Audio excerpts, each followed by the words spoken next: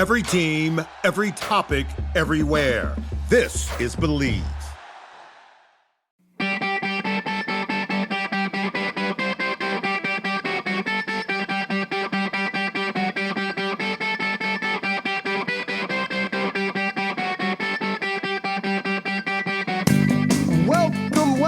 Welcome everybody to the Hockey Think Tank podcast, brought to you by the hockeythinktank.com, a website for all players, parents, and coaches to get a little bit of education and a little bit of inspiration regarding the greatest game on the planet. What an episode we have for you guys here today. We did another in-person interview with one of my favorite people in the entire world, Dan O'Donohue, who is a New York police officer, NYPD, and just played in the big NYPD FDNY hockey game. And Dan and I go way back. We actually coached midget hockey together in Syracuse, if you can believe that, many, many years ago while he was playing for the Syracuse Crunch. And he actually got shoulder surgery. And as he was rehabbing, his doctor's kid played for my team. So he came on and helped out and then just fell in love with coaching hockey. And he still does it today out in the Long Island area. But what a journey he's had. He did not, you guys will hear the story on here, but didn't play AAA hockey until he was 16 years old.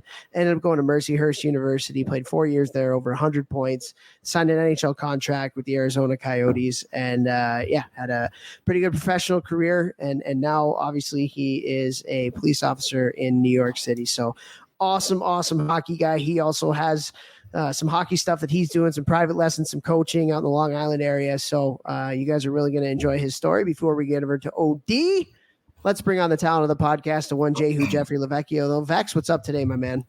What's up, bro? Happy to be here. It's Topher and I are recording this intro on Saturday, so 2 days before this episode with OD's dropping. I was out in New York with Toph. We did this episode live, which was dope. Super fun. And then I flew home late last night, Friday night, got home at like 11:30, and I had a workout up at First Form HQ today for community workout. So anybody who signed up to come up to First Form today could get a free workout with me, and it was awesome. I think I had like 50 or 51 people. And it was, nice. Yeah, dude. Yeah, it was so much fun. It was so cool. Such an honor to do that. And yeah, man, so I've just been buzzing all day since that. I love that, dude. Yeah, it looked cool. I saw some of the stuff on Instagram. Yeah, super fun. And, Toph and I were in New York on Long Island, where we did this interview last week together for the Vanguard International Camp. And obviously so cool to see you in your element, man, in the coaches room, talking with all the coaches we'll do how about this drill? It's just, I see you doing this stuff and when we're together, and to see you in your element, in the locker room, working with coaches is really, really cool for me. So that was super fun for me. Seeing you on the ice, working with kids, that was really cool too. Hiding in the rink there, watching you in between my off ice sessions. And it's really fun to see you do what you do, bro. That was really cool for me. It was fun. Yeah. It's fun to see you in action too, with the dudes, getting them going off ice. But yeah, it was a fun couple days for me. Getting in, get to meeting a lot of new people. It's always great when you get to meet new hockey people and just kind of see what they do, collaborate, talk some shop. That's the best way of getting better. You can go to conferences, you can do all these kinds of things. There's no better education from a coaching standpoint than just being, in a locker room or being at a dinner or being in a hotel or whatever, just with other like-minded hockey people in an informal setting.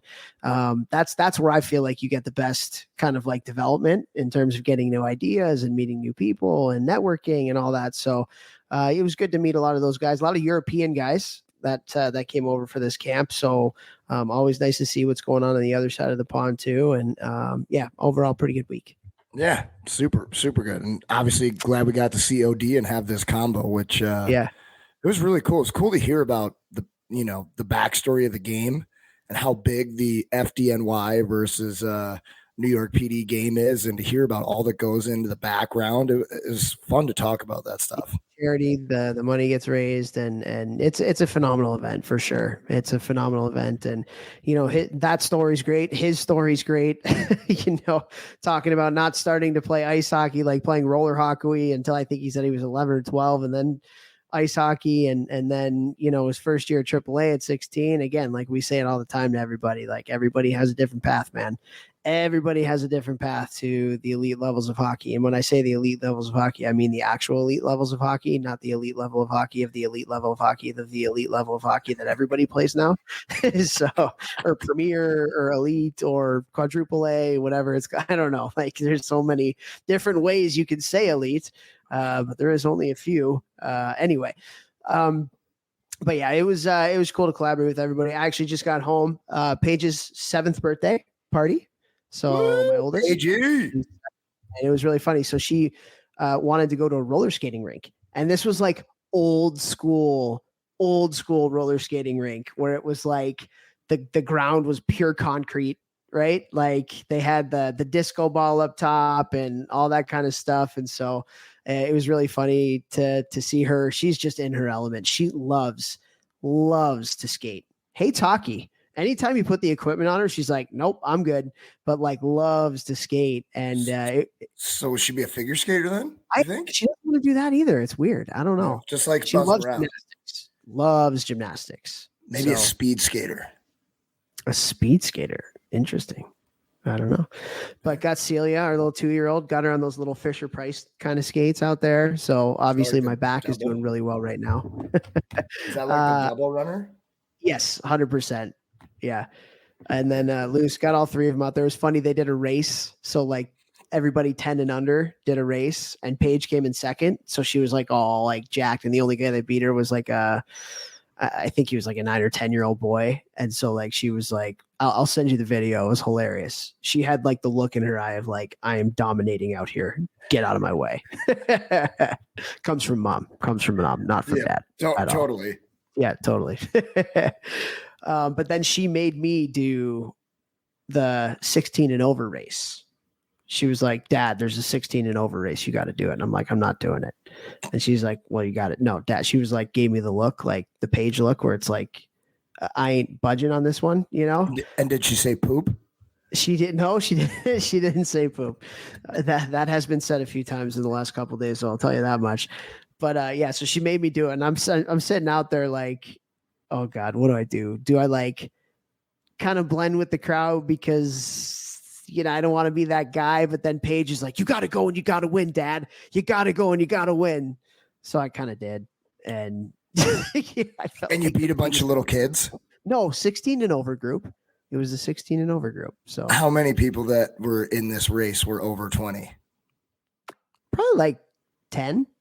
Okay. All right. Yeah. It wasn't like, yeah, wasn't. All right.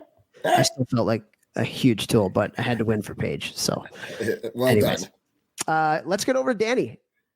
Ready to get over to Danny? First, want to thank some awesome people, starting off with our title sponsor, icehockeysystems.com, the best website out there for all your coaching education need. There's thousands of drills. There's whiteboard explanations from some unbelievably smart hockey people. You have the ability to go in there, drop your drills, send it out to your team before practice, send it out to your parents, print them out, put them up on the board, you know, when you get to the rink. So just a phenomenal resource. We have paired up with them to do an associations platform where you can get this for every single coach in your organization. You can drop a whole entire library for your entire organization. So think about the coaches that have their normal jobs, come to the rink, might not have enough time. Boom, we go into Ice Hockey Systems. They find their 5 favorite drills from the other coaches or their favorite practice plan that another coach did before. And it's just an unbelievable value add for you. So go to icehockeysystems.com, look up associations platform, and get it today for your organization. Jeffrey, go. I want to thank Train Heroic. Train Heroic is the awesome app that allows me to work with so many individuals with my online training, whether it's in season or the off season. So I've trained, thousands upon thousands of players in the last 4 years alone. Every year I'm working with more players, just being able to deliver actual quality training that is safe and effective and will actually help your players get better on the ice for a hilariously low price because it's all online. I just love doing this. So Train Heroic, literally can't thank you enough. If you're looking to talk to me about my online training program, just shoot me a DM on Instagram or go to my website, gmbm.com. Also want to thank Cure Nutrition. Cure Nutrition is a CBD company I'm with. I take the CBD twice a day, every single day. I have for multiple years. If anybody out there has any questions on the what, when, why, how, all those things, please just reach out to me. Huge believer in plants over pills anytime that we can. And CBD has been a game changer for me, both in my recovery and how much I stress my body every day doing what I do, and then also just mentally staying fresh after having 14 concussions. So I think that's why I'm in a good place with my brain health, honestly, is because I've religiously taken CBD for, going on 7 years now. So anybody has any questions, just reach out to me or go to curenutrition.com and use my discount code GMBM. There we go. And we want to thank Hockey Sense Arena, NHL Sense Arena. This is an unbelievable virtual reality tool that Vex and I have both used. Vex, you probably use it on a daily basis now, getting you back into the game. And it's like a phenomenal. So biggest thing for us is like, we know how expensive hockey is. We know how expensive ice time is. We know how expensive getting a skills coach is. And this is such a cost-effective way to work on your skills without having to go to the rink. It's virtual reality game that you can play within the confines of your house. There's over 100 drills for not just players, but goalies as well. Works on hand-eye, works on your hockey sense, like you're seeing different things out there. And I believe this is a great tool to teach hockey sense, which is the hardest thing to teach in the entire world, but the most important thing to teach in the entire world. Vex, I know you've used it a little bit more than me. What are your thoughts? And you know how passionate we get about products that we believe can help our listeners. So tell the listeners a little bit about what you believe about this. Well, it's everything you're saying. We were just with a group of coaches and we were all talking about how crazy ice prices are. And that is a limiting factor for practicing one of the most important skills in our arsenal as hockey players, being hockey sense. So being able to do that at home, not having to drive to the rink, have the equipment to put on at the rink, pay for the ice or pay for a skill instructor, and being able to do it all from the comfort of your own home is honestly a game changer. And me, somebody who the vision was something that I had to forcibly get better at, and stuff like that. If I would have had something like this, back when I was playing, especially when I was younger, it's something that I truly believe probably would have helped my game.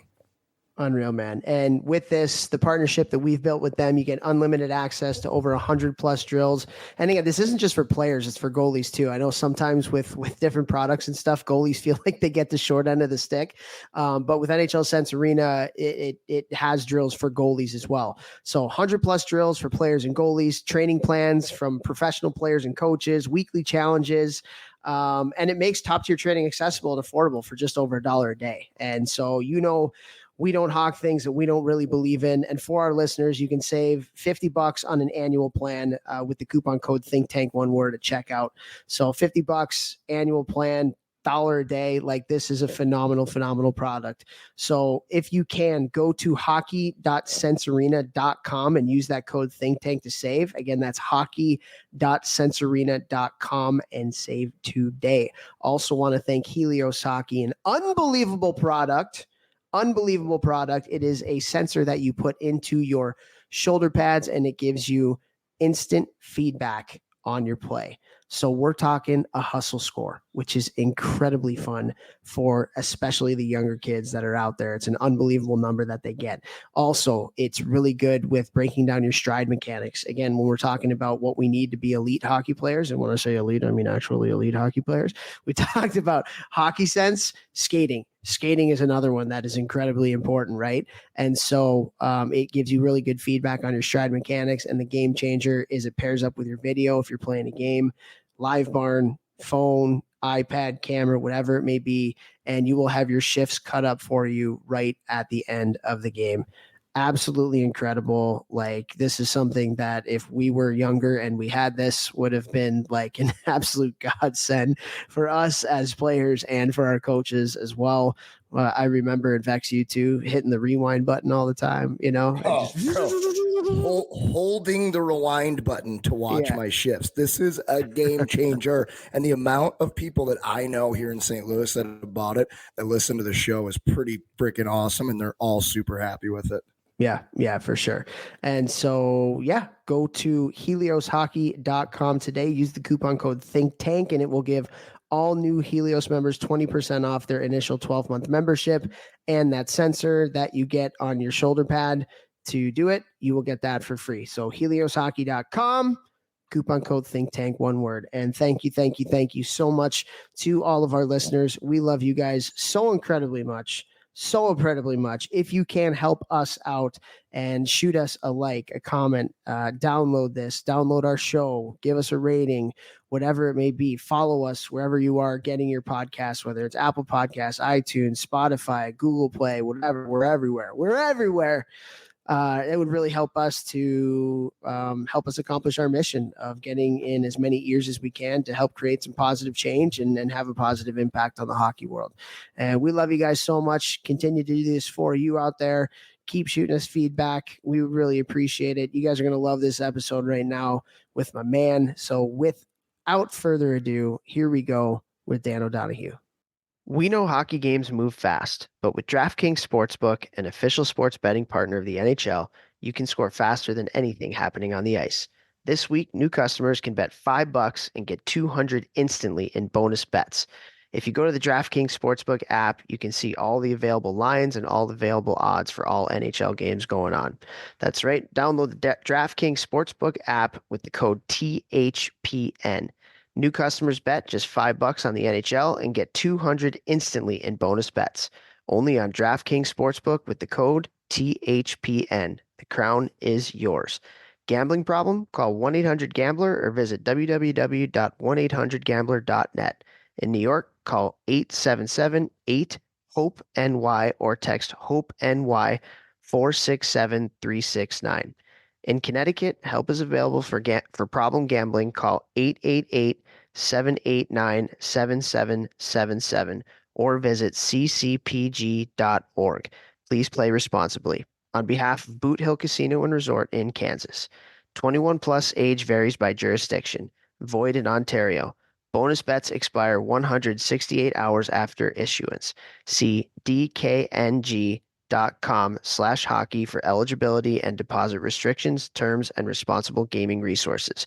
NHL and the NHL Shield are registered trademarks of the National Hockey League. Copyright NHL 2024. All rights reserved. We are so excited to have on this episode of the podcast. He's back for round 2. We're sitting here in the flesh in Long Island. Did I say that right? Long Island. Yep. Long Island, New York. Danny O'Donohue. OD, what's up? What's up, Topher? Good to see you, buddy. Good to see you in person. Yes, absolutely. I do have to say, so my 2-year-old, Celia, we like to joke with her. She legit talks, so she's like kind of learning to talk or whatever. She talks like she's from Long Island. She has a Long Island accent. Yeah. Good accent. What's over there? The hard New York accent. I think I lost mine. She probably has a stronger one than I do. I don't think you lost it. I can still hear it from here. You should talk to my dad. I can't understand what my dad says. No. No. That's awesome.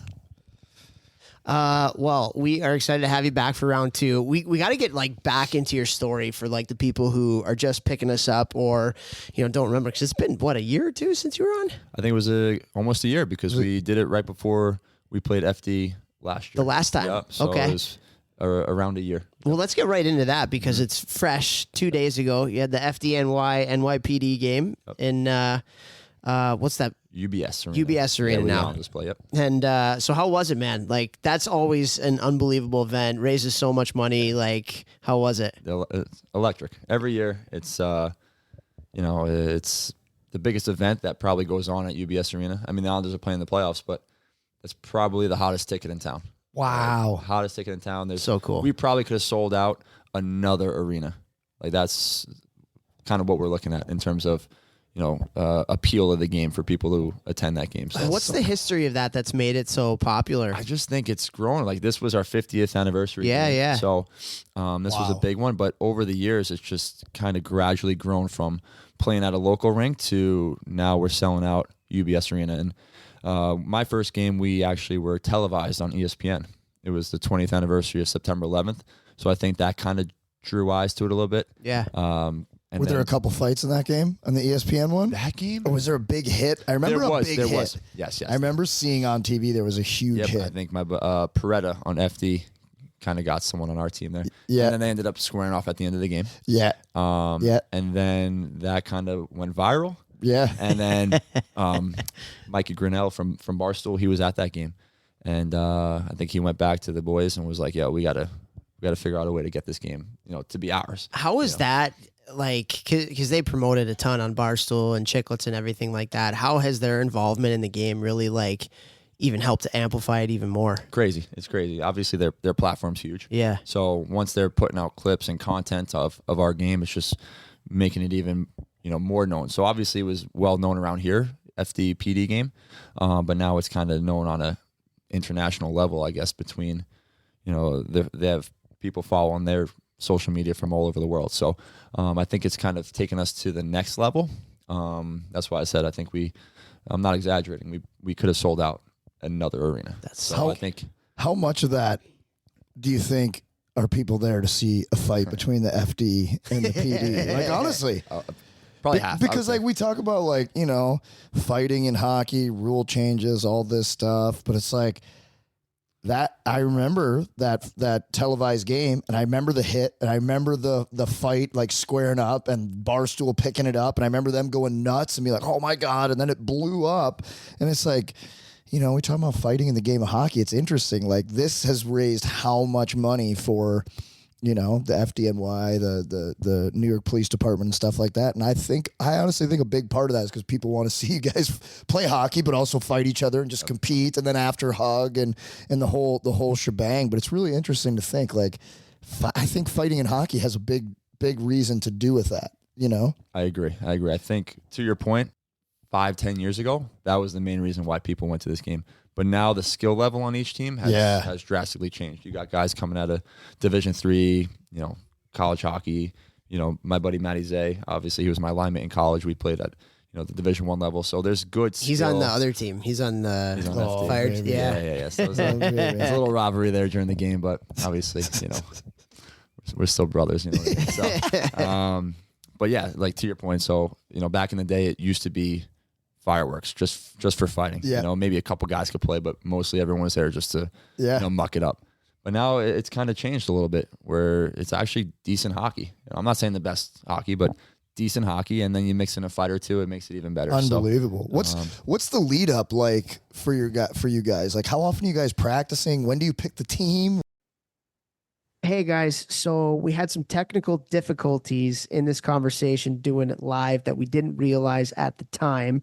And so we ended up losing about 10 minutes of the conversation with Dan here. And so just picking up for where we left off, we talked a lot about the charity game, the FDNY versus the NYPD, how much money was raised, and just how amazing an event it was.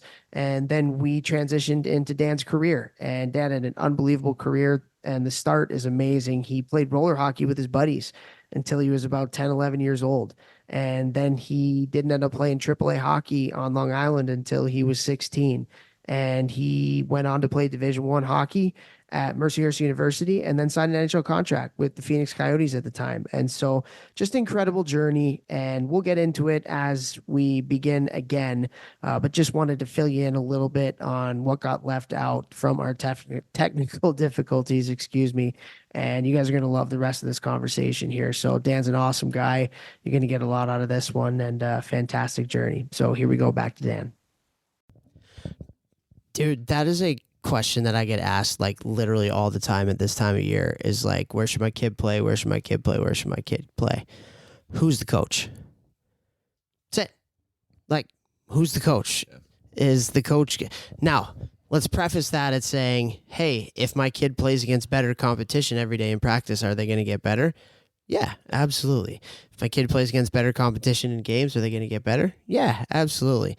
Not at the expense of who the coach is that's going to be on the ice with them 2 to 3 times a week, maybe even 4 times a week, in practice, making them better. 100%. That's the most important thing. And it's just, that's why I asked the question, because here you are, you're playing AA all this time till you're 16, and you had a great group. And it's that's what community hockey used to be. you'd play with the same kids, all the way growing up. You'd form these relationships and everything. And dude, like, that's what people don't understand about development, is that it's not just like hockey skills. You also have to learn how to be a part of a team. You have to learn how to play a role. You have to learn how to win when you don't have you don't have your A game as a team. You have to learn how to hold people accountable and be held accountable. You have to learn how to get through different tough relationships. You have to learn how to be a leader. There's so many different things. And like, that's what having the opportunity to grow with like the same group of kids for a long time, it allows you to form those life skills that you're talking about. And we're big believers. We say this all the time. Like, the skills you learn in hockey will help you be better at whatever you do after hockey. But also, like, stuff outside of hockey will help you become a better hockey player too. And that's where this community model and like, man, it's just... I feel for kids nowadays that feel so much pressure from such a young age, and these parents who feel so much pressure from a young age. Like, it just like sickens me, and I feel so bad. The amount of parents that I'll hear from that are like, "Oh, I don't want little Johnny to work out on Wednesday because he's got a tournament this weekend," and I'm like, "What? What do you mean?" The national program kills their guys on Thursdays when they're playing against colleges on Friday nights. They might work out day of the game. Like, what do you, your kid's 13. He's going to be fine. They don't get tired. Like, they recover fast AF. Like, come on. Like, this is about development. It's not about winning a game on Friday when the kid is 11. Like, guys, development is long term. It is not a day. It's not a week. It's not even a season. Okay. So like, you've got to stick with the plan and delay that gratification and constantly daily make investments into your bank account of getting better. And also, like, if there's one thing that all elite players have at the older ages, I'm not talking about the younger ages. I'm talking about like junior, college, pro, maybe even just college pro. They love to play hockey. Mm-hmm. They love the game. So, like, what are you doing and what kind of environment are you putting your kid in that will allow them to stay in love with the game or fall in love with the game? Well, what kind of stuff did you do? You went from AA, a few years later, signing in the NHL, like not that many years later. So like, what did that look like for you? And how did you go from there to there? It happened very quickly. We went, my second year 16U was my only year AAA. So I was AA from 12 when I started ice hockey, because I was roller hockey up until 12. You started ice hockey at 12. I started ice hockey at 12. Savage. Yeah, so I signed with NHL team at what age? Whoa, Jesus. 23, I believe I was. Wow, that's sick. So 9 years. Is that good? 11. Wow, Quick 9 math. years, Toph Cornell? Quick Did I math. just get that Western wrong? Michigan is the new Cornell of this podcast. Oh boy. Okay, math guy. Math guy. I was a sociology major. I wasn't a math major. Yeah, he was in the Trust me. soft. He was I in had the to take soft one math studies. class my entire time at Cornell. He took women's studies. All right. I won't beat you up too much about that. Sociology. Yeah, so it was Hey, Jeffrey. 12. I started ice hockey, AA. We played Signed at as a group. 23. Yeah, that's 11 years. Yeah. And then my 16 year, my second year was my only year AAA hockey with the Long Island Royals. And after that, it was I was fortunate. I actually was playing in the Long Island Hockey Championships actually against my buddy who plays for FD. Fun fact. Oh, no way. Is he a Long Island guy He's too? a Long Island guy. Yeah, he played for the Long Jeez Island Gulls. So we were playing him in the Long Island Hockey Championships. I'll never forget it. We were at this rinky-dink, community rink in Nassau over here, so the county over. And this guy by the name of Ed Galliani and Dan Marshall. Dan Marshall, yeah. You know Dan Marshall? You've talked a lot about him in the past and Yeah, how you owe a lot to him, right? I owe a lot to him. Yeah. If it wasn't for him and Eddie, I probably would have been playing club hockey, because I was a senior that year in high school. I was just going to go to Stony Brook, play club hockey. That's all I knew. My parents had no idea, you know what I mean? So that's why I try to give back so much to the parents around this area who have no idea, because my parents had no idea. And fortunately for me, right place, right time. Eddie Galliani and Dan Marshall both saw me play that game, and they were like, listen, you got something. Give us 1 year. Who knows? Maybe they were giving me the recruitment pitch to play, for them that junior season out here for the New York Bobcats in the AJHL at the time, which is no longer a league. And after that, it kind of just, AJHL to the USHL the next year to Des Moines Des Moines to Mercyhurst the following year. Mercyhurst 4 years.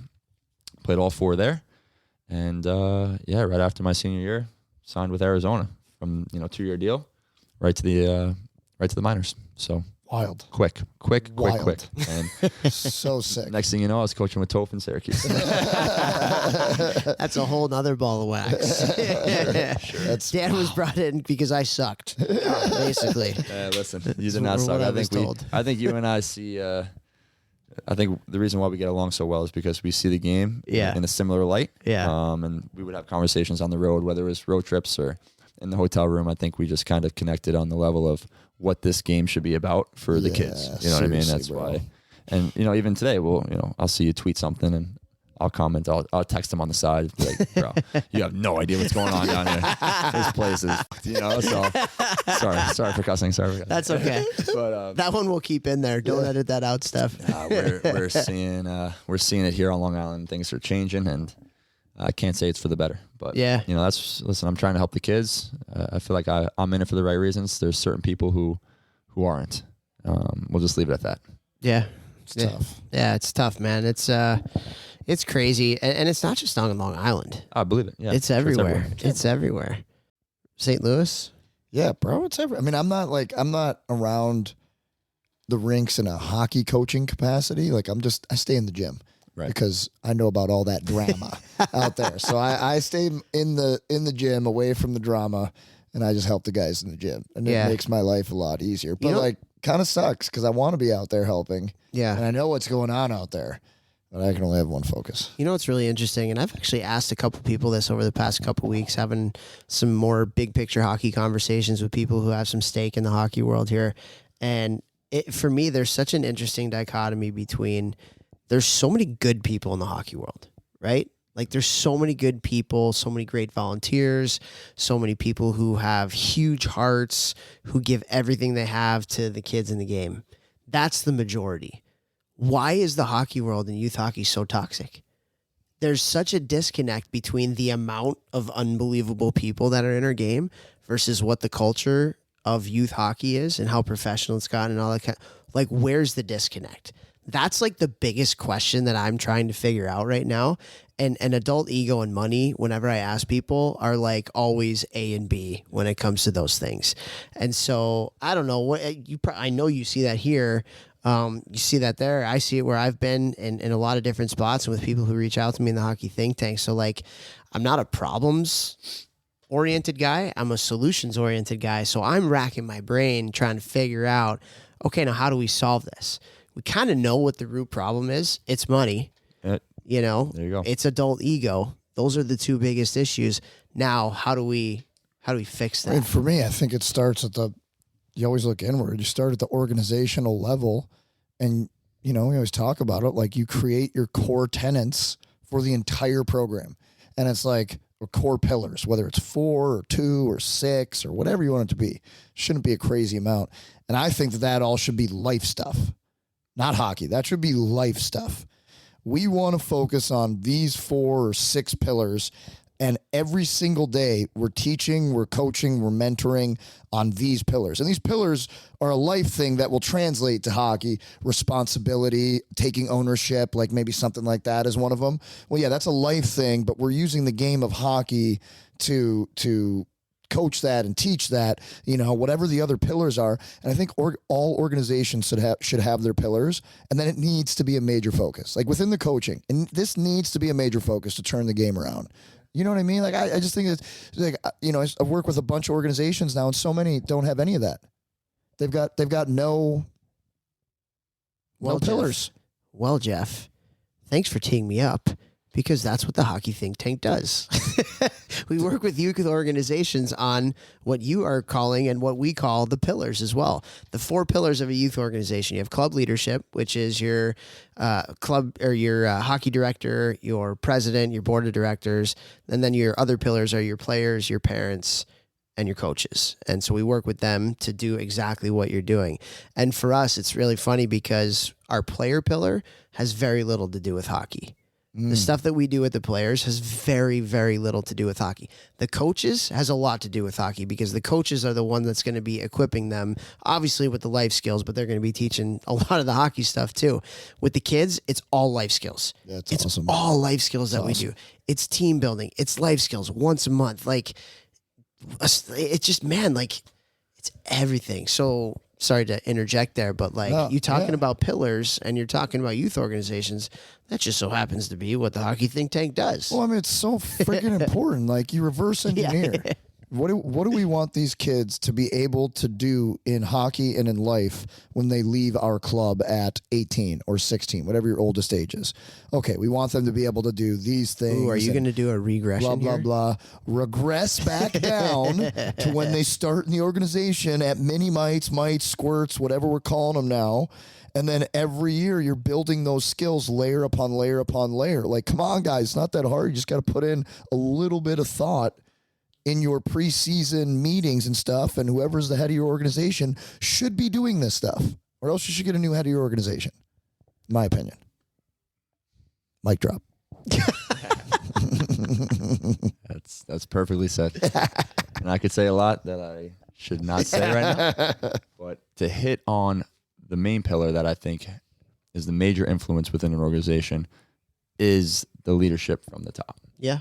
The director, the coaches, right? You have to bring in people, and I see it down here. You have to bring in people that truly care about these kids and that are in it for the right reason for these kids. Not just about their kids, not just about to make an extra dollar on the, to pay their bills. If they're in it for the right reasons, I think your organization is successful. However, unfortunately, that's not always the case, as we see at many different locations. I love how scripted you're being. I tried. Listen, This guy's I'm never been on TV being interviewed for the No. New York Police Department ever. Just whoop.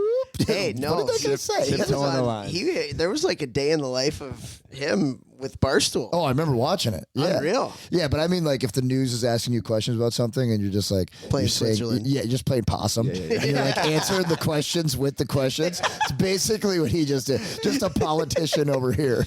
Yeah. Well, yeah, one of the guys on FD actually the other day called me the mayor, so That's I guess awesome. it's fitting. Let's go. Let's go. Dude, it's so true though what you're talking about with the leadership. Like, we do so much stuff with club leadership on like setting the mission and the vision. Like, what do you want to accomplish here? Honestly, Oh, I love it. what do you want to accomplish? What are your goals? And like, there's some that probably unapologetically would be like, win a national championship. And I don't care how I do it, but that's, there are some that might say, very few that would say that like to us, but that's actually their goal, But like, so many people, when they talk to, like, when we're talking about club leadership, it's like the life skills. It's make sure these kids are becoming better people. But then the tough part is, okay, now how are you going to execute that? How are you going to communicate that? Because if that's truly what you want, if that's truly what you're in this for, what are you doing to make sure that that happens? Because so many youth organizations are just organizations in the fact that they wear the same jerseys.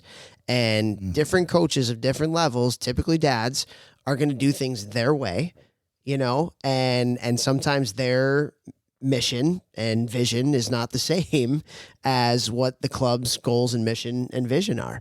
And so it's like such an important part to it to like, okay, it's on your website. It's all over your rink. Like, this is what we believe in. This is who we are. These are our goals. This is what we're trying to do. This is what we believe in. And then like just over communicating that and then putting a plan in place where it actually happens. Hey, I care about the kids. Okay, great. That's easy to say. What do you do? Hey, we develop kids. Oh, okay, that's great. Show me your development plan. Like, hey, we're going to develop all these life skills in these kids. Oh, great. What do you do? Develop them. Yeah. What's the plan? But Like, so, day like, 1 to day 100. And this is something that we talk about all the time as entrepreneurs. Like, saying something doesn't make it happen. Saying you believe in something doesn't mean crap. Saying you care about the kids doesn't mean anything unless the kids actually think that that's the case. Action. It's action. Action is what makes the world go round. And so, like, I would just challenge everybody that's listening to this right now. Like, I want you to really question and think about what your mission and vision is with what you're doing. And then are you implementing a plan to actually make that happen? There's such a big disconnect in that. I've learned that so much in the entrepreneurship world and in the youth hockey world because it's hard, man. Like execution is hard. Having a dream, having a goal is very, very easy. Having a mission is very, very easy. But like doing that every day, having a plan to execute on that every day is so hard. That's why it's hard to be great. But that's what great people, that's what they're really good at. If you're not taking action on your mission, it's just a wish. If you're not taking action on, Jeffrey just dropped the mic. Drop the mic. Think about that deep. twice. It's just a wish because you're not doing it. You're not taking action. You're not getting closer to it. So it's not something you actually care about. You're just hoping. You're just wishing away. Like, come on, guys. Come on. I would even say, like, parents, ask about this stuff at the beginning of the year meeting. If your organization is not acting like an organization, you can ask, like, are we going to do this? Are we going to do, organization-wide fundraising or is there leadership, courses? Like what are we doing here? Like, what am I getting, for my money that I'm spending? Because if you're playing hockey, it's probably a lot. Yeah, right. And so we need to be giving back here more than just the game. Well, what do you see? Because you're working with a lot of kids nowadays doing a lot of different hockey development work. Like, what are some of the conversations that you're having with the kids and the parents that are initiated by them? Like, what are the questions that they're asking you? What are their stresses? Like, what are the things that they're talking to you about? Like, I guess, what's the feedback that you're getting, in the trenches? Yeah. So a conversation that I had actually not too long ago with one of my parents is she wanted to know which team to play for. Yeah. The following year. We're circling back. Yeah, we're circling back. And I'm just like, listen, it's every answer is different, but you just try to lay it out there for her and give her the best options. Do they go to prep school? Do they stay here on Long Island? And I revert back to my upbringing. I never had to leave Long Island. So maybe I'm biased in that and saying you don't need to leave home to go be successful. But other people that I know that were successful also went to prep school. Yeah. So there's no circling back to what we said before. There's no right or wrong path. There's no right or wrong decision in what you do. You have to do what's best for you.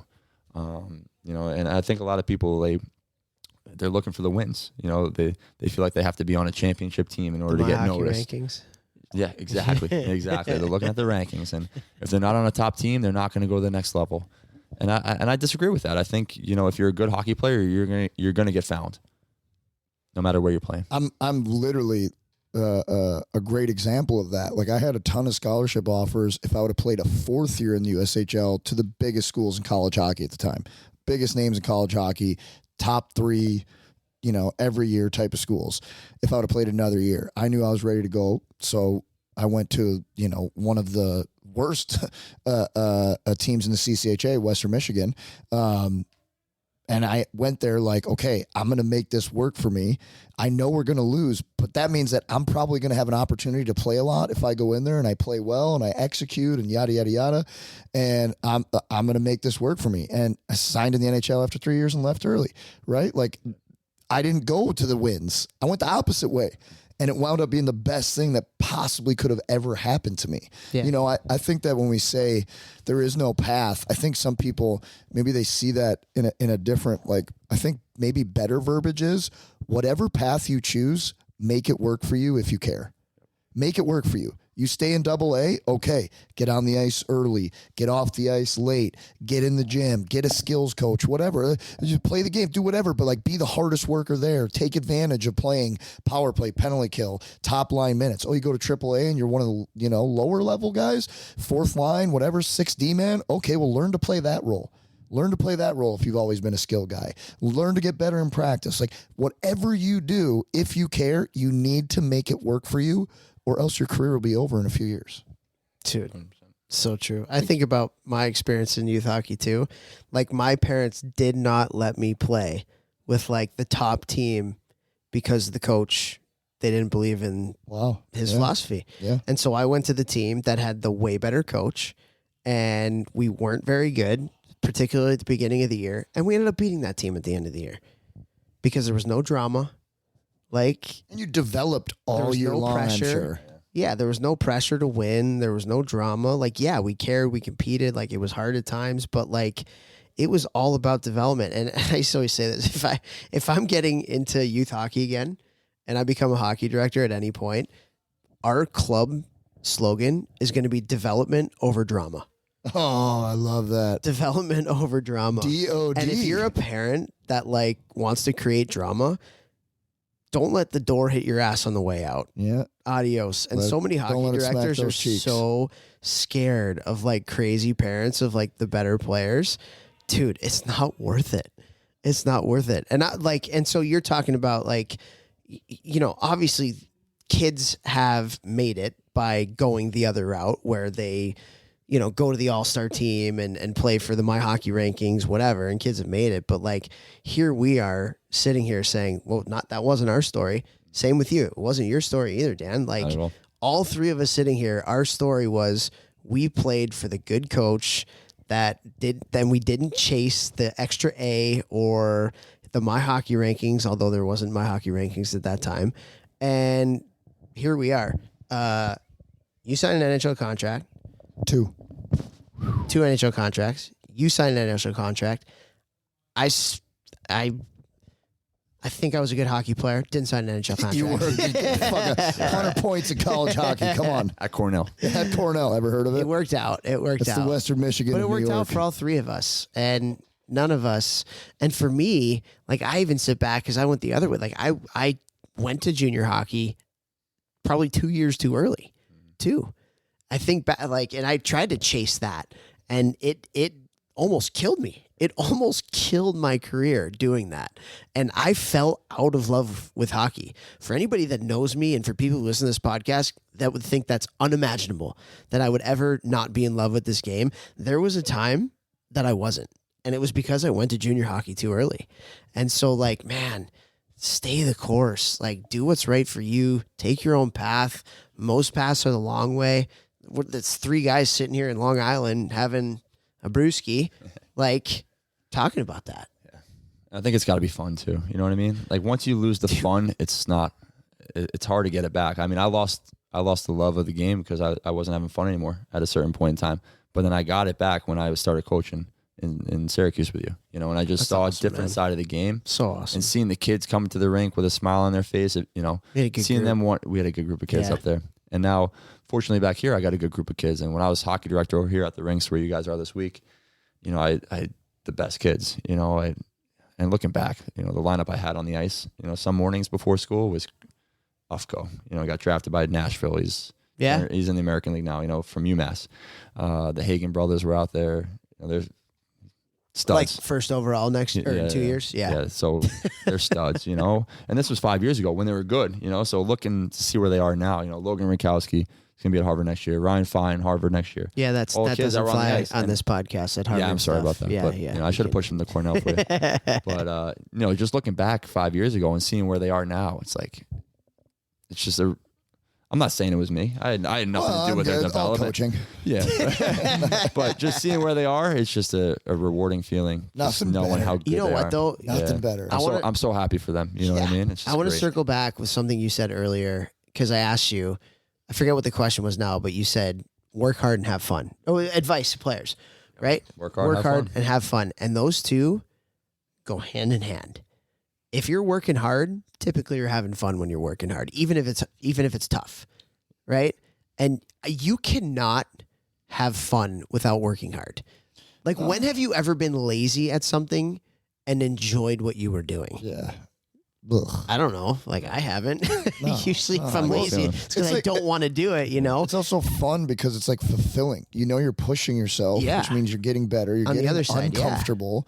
So it's like, no matter what, like that's a great feeling knowing that I did stuff to get better today. Some of my You know? favorite practices, like you talk about like hard and not having fun. Some of my favorite practices were like when we sucked on the weekend and then it was battle practice. Oh, the best. Battle on Monday. Like we didn't compete very hard, battle, and it was like supposed to be a discipline thing, but it's like, dude, that was so great. and it was like, it was hard and it sucked at the time but It's the thing I miss most about hockey is battling in practice.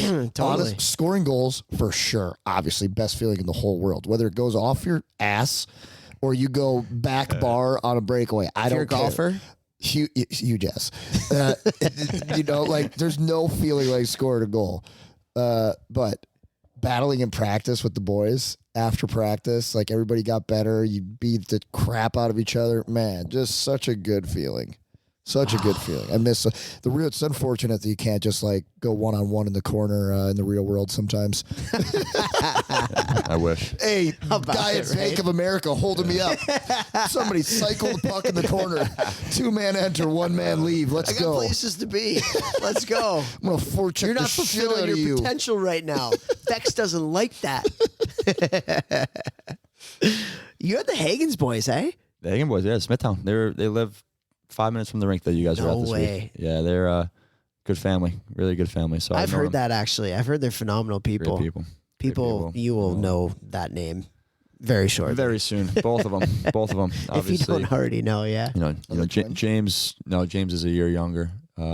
He's projected to go first overall next year. Yeah. And his older brother Michael, he's in Chicago. They're both going to BC next year, Oh, sick. and they are both going to be Yeah. studs. Yeah, One of them so, played the Steel, Yeah, Chicago Steel. Thank you very much. It's just a special group, and then seeing where they are now, it's rewarding. Very rewarding. So can you tell? So you've had some pretty good players come through that you've worked with. Like, could you kind of tell? Like on? you can even talk about it from like a hockey standpoint, but also from just like a mindset standpoint, like when they're doing the drills and stuff like that. Could you tell at 13, 14, whatever ages some of these kids are, some of them that make it, some of them that don't? Can you tell at that age just based on being on the ice with them? 100%. First Yeah. time I saw Ryan Uff go, 100%. So what He was was wrong. it? So because I think a lot of kids His compete, his yeah. work ethic. You never had to push him. He was self-motivated. You know what I mean? So just a guy like that, you knew was going to be successful Yeah. right off the bat. Now this successful, it's maybe not. Yeah. But you knew he was going to be very, very good. Obviously, where he's at now is ridiculous. But yeah, you could tell the ones that's stand out right away. Just the work just ethic, the way they work. compete, Yep. like 5 a.m. They're going 100 miles an hour. yeah. And that's for me those clinics that I would run 5:30 to 7 a.m. fastest hour and a half. Yeah, because you're having fun I'm too. having a great time. Yeah, I'm setting up cones and listen. They were cold. Yeah. Coaches. Wedding singer. Yeah. Coaches. I think any coach could set up a cone and draw up a drill on the board. I think it's how you motivate and how you get the best out of each player that determines how good of a coach you are. Yeah. And I just tried to have fun with those kids and, make it enjoyable for them on the ice at that early hour. And they made it probably more fun for me than I did for them. So Yeah, I that's cool, man. appreciate them. And same with you, Vex. Same question. Like in the gym, when you see like players' work habits and stuff that you're working with, can you tell like this kid's just got it? Like this kid, and then like now that you've been doing it for a lot of years, Bro, I can tell within Bro. 2 weeks who's a player and who's not without ever watching them play hockey. yeah, Like in the beginning when I don't know them and they're new and they're coming in or they're from out of town or whatever, I know right away who's going to give themselves a chance without ever seeing what type of player they are. By the way they move, but their attention to detail. And it's not necessarily right away, but like if I correct them or I show them something, how do they take it? Do they then not make that? coachability. So you're Do they saying then- yeah. coachability is Do really they- important. But it's not even like do they not make the mistake again? They like really want to like learn and get better and do it better so that they get better and those wheels are always turning. Like it's so obvious, man. And I say, things in the gym all the time, especially with the younger groups. And I'm like, raise your hand here if you have a scholarship. And it's like all my guys who have scholarships before they play juniors are all the kids who are the most dialed in the gym. Like I know that they're more dialed when they eat. I know they're more dialed with their sleep. When they go on vacation with their family, they're texting me asking, hey, like, is the workout on the app so I can go to the gym before, we start walking around Disney World or whatever. Like, it's not an accident, How you do anything is how you do everything. Dude, like people ask me, so coaching in college, like what do college coaches look for? It's probably the second biggest question I get outside of what team should my kid play for next year. And I say, there's three things for me. It's hockey sense, competitiveness, and coachability. Like that. Because, and I say this all the time, the best recruits are not freshmen. The best recruits are how much better is this kid as a sophomore than they were as a freshman. Yeah. How much better is this kid as a junior than they were as a sophomore? How much better is this kid as a senior than he was as a junior? And if you have kids that are getting significantly better every year that they're with you, they're coachable, right? They work, they listen, they take details seriously. And like at the end of the day, if you have a kid that doesn't work, that's the same as a freshman in college than they were as, or then they're the same as a senior than they were as a freshman,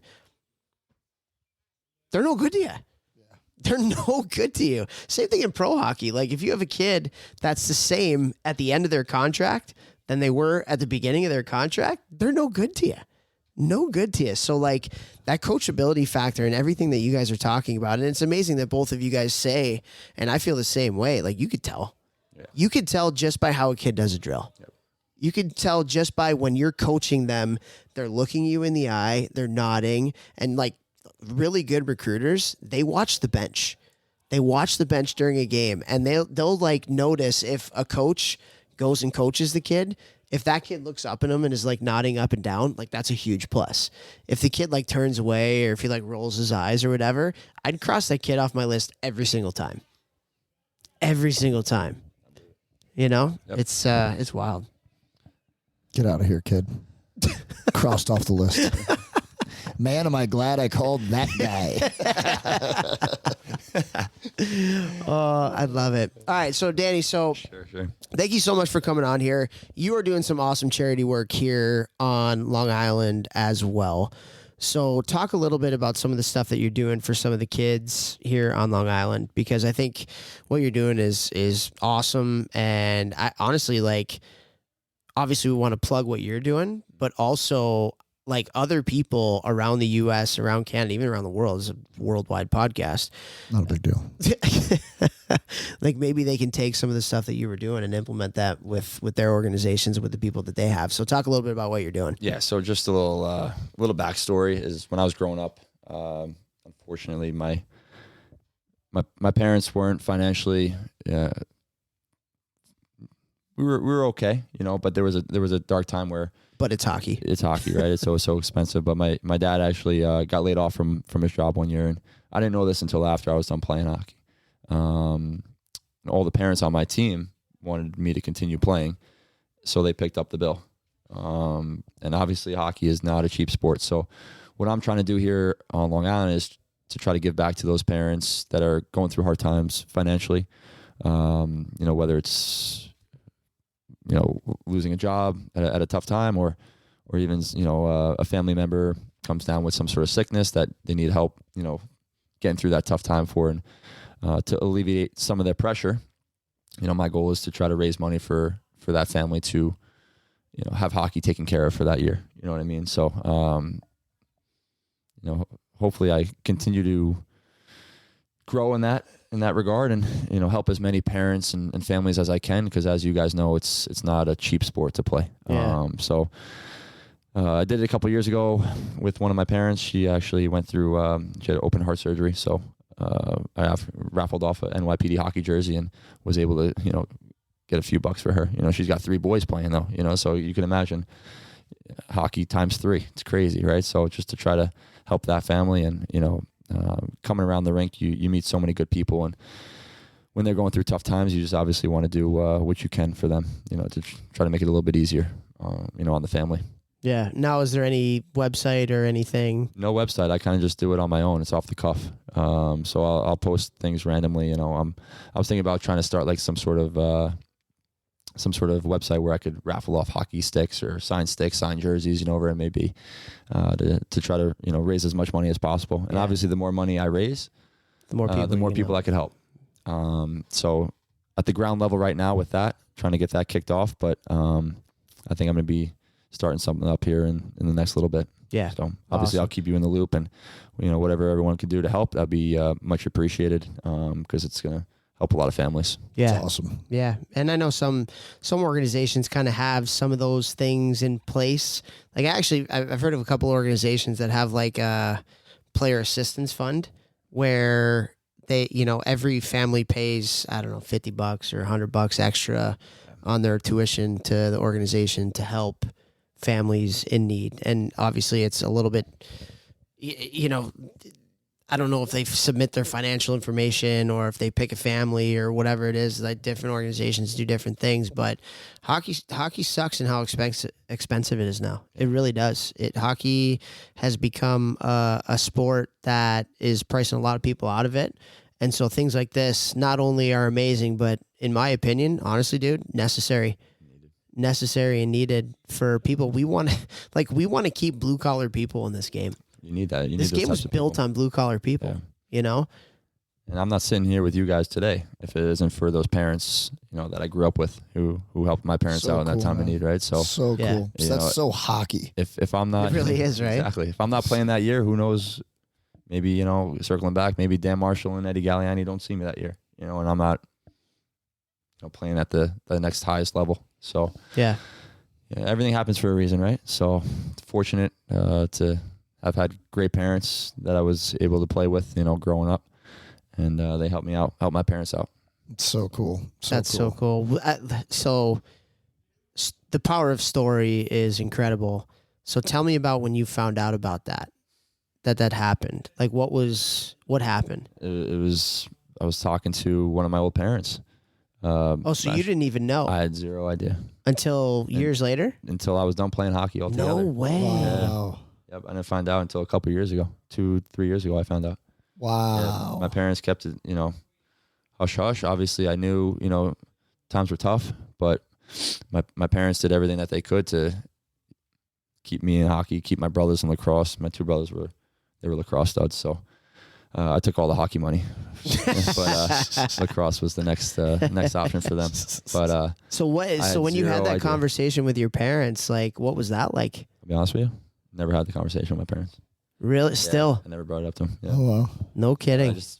Something I never talked about with them. I never really went up to them and asked them. It's just obviously it was a tough time for my, my family. So yeah, I don't want to. My dad's doing well now, and everyone's back on their feet. So it's just nothing that I've really discussed with them. But when I found that out, it was just like wow, like then you get that in your head, and you're like, how can I help the next person? Like. Forward? And that's kind of like my mindset with youth hockey. Like my parents never had that. They didn't know hockey, right? So that's why I try to give back to these hockey parents and give them as much advice as I can give them. Well, again, I'm not making decisions for them. I'm just laying it out there like, hey, you could do X, Y, Z. It all is going to lead to the same road. Yeah. And same thing with the finance side of things, Wow. Finding out what they went through, and now I kind of want to pay it forward, how I can. So awesome. It's literally the exact same reason why I do what I do is because in St. Like I visited Topher all the time. Like we went to Chicago. So I'm from St. Louis. He's from Chicago. We're cousins. My mom is the sister of his dad. And so I would be there for St. Patrick's Day. I'd be there for families' birthdays. I'd be there for Christmas. I'd be there for Thanksgiving. So I was there a lot. And I would see like how awesome Chicago hockey was and how many teams they had, how many AAA teams they had locker rooms at the rink. Like that wasn't even a thing in St. Louis till like 10 years after I was done with AAA, 8 years after I was done with AAA. And so I wanted to go back to do the same thing, pay it forward, just be like, yo, like I didn't have guys who played pro coming back or college or juniors even. I didn't even know what the USHL was till I went on a tryout there. Never even heard of the OHL till they called me. What's the OHL? I was the same way. No idea. My parents are like, yeah. I'm like, dude, what?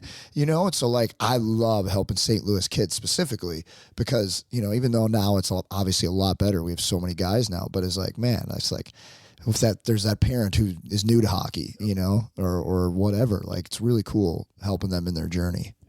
And everybody needs advice. Everybody needs a shoulder to cry on every now and again. Everybody needs, somebody to give them a hug every once in a while, especially the kids, man. Like, again, you're talking about the parents, but like the kids, like, dude, they're stressed, man. Yeah, dude, they are. They're stressed. They really are. And they really are. If you can find a way to, it's like what you said, just work hard and love it. You can create an environment where they want to work hard because they love it. Like there's nothing better than that. And then you forget about all the other crap that goes on with the sport and how professional it's gotten and everything. So yeah, man, it's really cool what you're doing and giving back. And obviously when there's I've always been a big believer that one of the greatest ways to create connection is through shared struggle, shared personal story. And so in that, you know, because you went through that, it means something to you. And the fact that you can give that to people now is got to be so rewarding. Yeah, it's great. I try to help out where I can, you know what I mean? So, because at the end of the day, it's about the kids, you know, and everyone's in different, you know, situations financially. So if you could help the kids any way you can, Yeah. you know, I think that's what it's all about. Yeah. Nope. 100%, man. Is there a website or something? Like, No, I don't. No website. Nope. Just all. I already asked Kinda- that. Oh, my bad, dude. Sorry. Gosh. It's a long day. I just put it up through. You know, it's all through my Instagram Instagram. Pump your Instagram here. What is it? at Diodano18. Boom.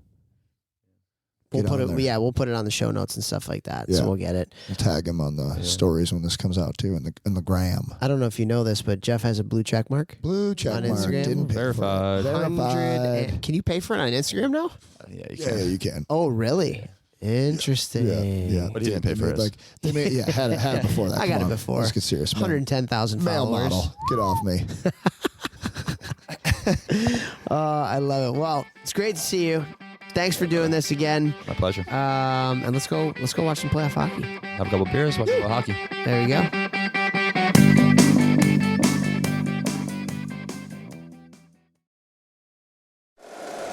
If you like the show, please take a moment to rate, review, and subscribe. It really does help the show to grow. Thank you for listening.